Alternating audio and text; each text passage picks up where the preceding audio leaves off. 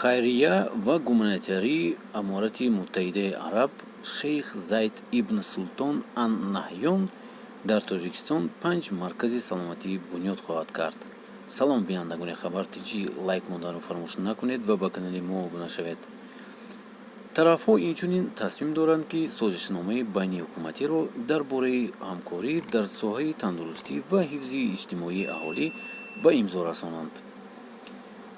тибқи иттилои марказии матбуоти вазорати тандурустӣ ва ҳифзи иҷтимоии аҳолии Тоҷикистон, муовини роҳбари вазорати тандурустӣ Азиз Одиназода 15 декабр дар доираи конференсияи ҳафтуми вазирони тандурустӣ ва кишварҳои созмонӣ ҳамкории исломӣ бо директори генералии бунёди Шейх Зайд ибн Султон ал-Наҳяни мулоқот намуд. доктор Ҳамад Салим ибн Кардус ал-Амрӣ дар ҷараёни мулоқот бунёди хайриявӣ ва гуманитарии омодагии худро барои сохтан ва муҷахҳазондани 5 маркази саломатӣ дар Тоҷикистон иброз дошт.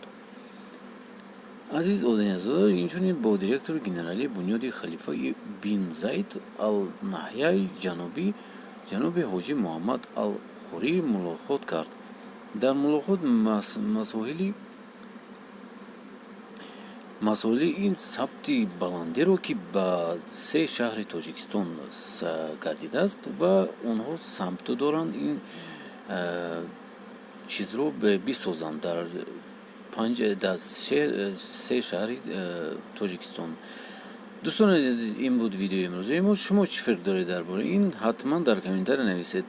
хеле хуб аст ки аз соҳилҳои Муттаҳидаи Арабистон чаро инҷо омаданд ва маркази биноӣ месозанд.